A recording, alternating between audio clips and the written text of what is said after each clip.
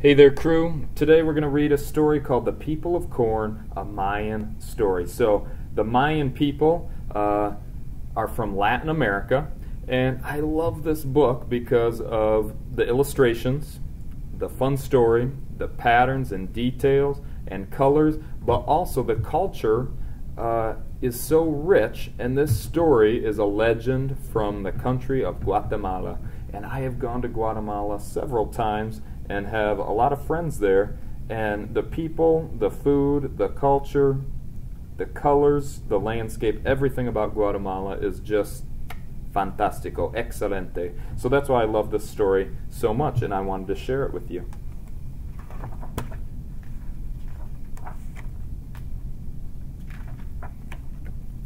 So let me tell you about the Mayan people living in the highlands of Guatemala. Let me tell you about their corn, which grows dry and straight and strong. To the Maya, each full crop of corn is like a miracle. In the early spring, the villagers burn incense to purify the fields before the corn is planted, to make sure it will grow. Later, during summer storms, they call out to their plants to comfort them. You see, the Maya believe that corn, like all plants, has an inner life and soul,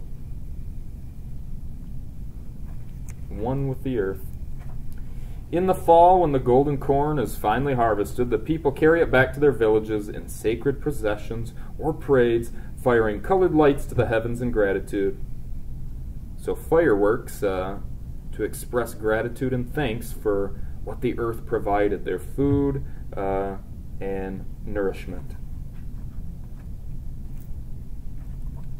From this harvest, the Mayan people make tortillas, tamales, and tacos, which they fill with spicy meat sauce or black beans. They make atole, which is a hot drink of ground corn sweetened with honey. And these most important foods keep them strong enough to work on the steep highland hills and strong enough to walk miles and miles carrying huge baskets of food and firewood on their heads and backs. And maybe a bird shows up too. But corn is much more than food for the Maya. It's the spirit of life itself. You see, the Maya believed that long ago, when the world began, the first people on earth were actually made of corn. And this is how it happened. So, just to let you know, this is a legend. So, that does not mean it's a true story. FYI. Alright? It's a legend. It's make-believe. In the beginning, the Maya say there was a deep, dark silence that seemed more like an ending than a beginning. In the empty sky, there were no birds. In the black, swaying seas, there were no fish. There were no mountains and no caves. And most of all, there were no people. Against the blackness of nothing, the light of the gods was dazzling and clear. And one day, two gods of all creation, plumed serpent and heart of sky, decided to create life. Again, make-believe legend. The gods talked and planned together for a long, long time. They drew maps and pictures that spread across the sky, and finally they were ready to rock and roll.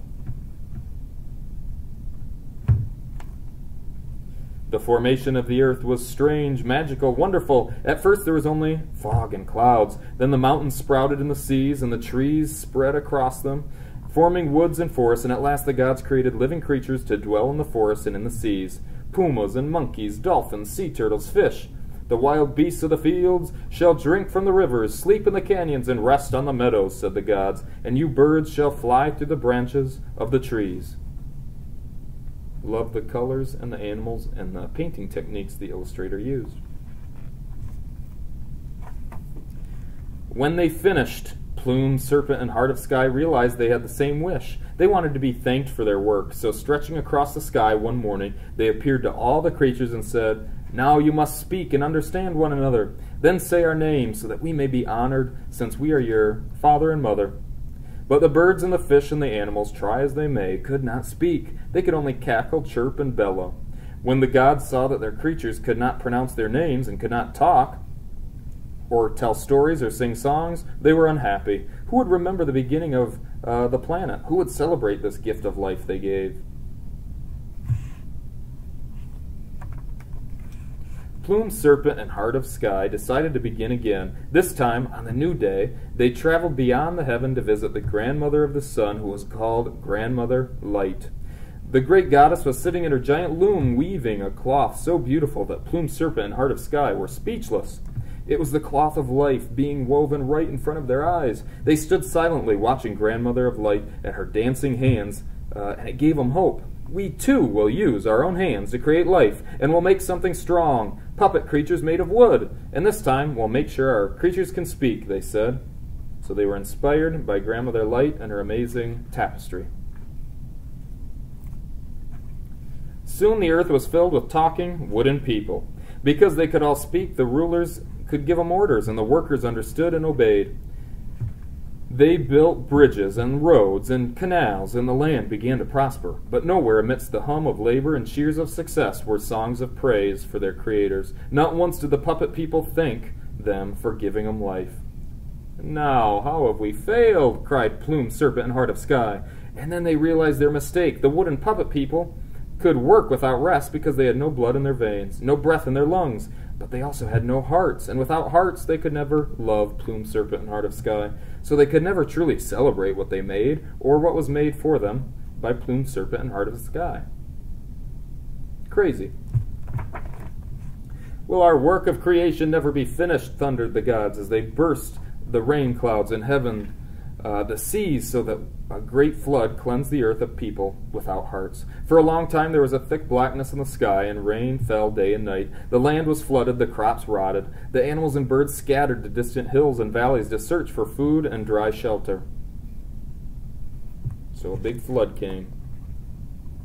Then one morning, 4 creatures at the edge of starvation, fox, coyote, parrot, and crow, discovered something magical at the very same moment. Climbing over the highest mountain at the farthest reaches of the earth, they found a field in which hundreds of white and yellow ears of corn grew dry and straight and strong. And as their eyes feasted on the sight, a thread of life was spun from their eyes to the souls of Plume, Serpent, and Heart of Sky. You can see that shown here with the loop-de-loop dots all the way up to the sky.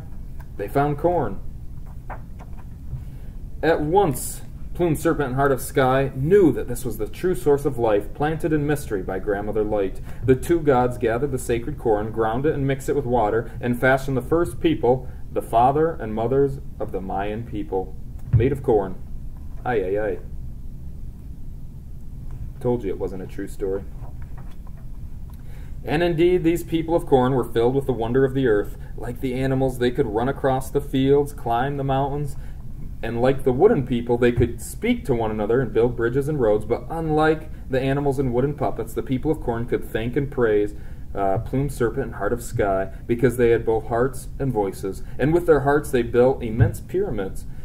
They carved colorful stone to honor them. And with their voices, they told the story of creation over and over so all the children of the Mayan people could remember it and tell it to their children. They danced, they played music, and they celebrated all day and night. You can see it's kind of a fiesta, a party.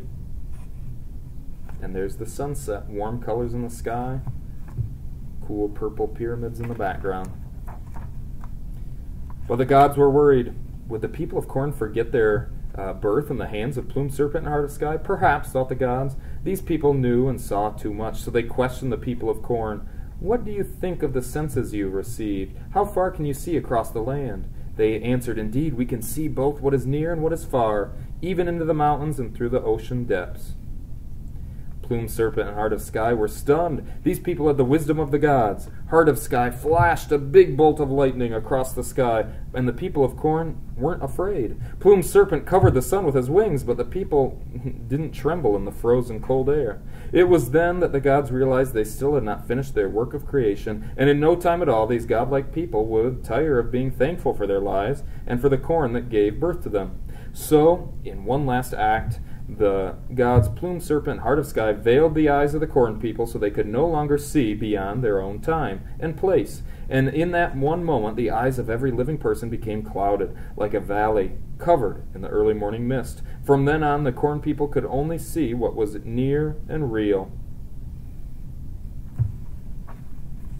But as the roots of all living things are one, the gods could not take every bit of magic away from the people, so the Mayan children and their parents believed that at night, when they go to sleep, Plume, Serpent, and Heart of Sky lift that veil over their eyes, and in their dreams they can see deep into the center of the world. Into the future, they travel to the far worlds and visit plumed serpent and heart of sky and see fields of bright sacred corn that gave birth to them. And what they see, they remember with their hearts and their hands. And for even today, Mayan people will tell you that the designs that they weave into their cloth are from plumed serpent and heart of sky, the beginning of the world, and that these patterns first appear to them when they are asleep in their dreams. So, an amazing legend of the people of Guatemala. Again, legends aren't true. They're just kind of fun, make-believe, imaginative stories, but we can sure find inspiration from the colors and the culture and the patterns and amazing illustrations here and the landscapes of Latin America and Guatemala in particular. So hopefully this inspires you and you enjoyed this story. Until next time, adios amigos.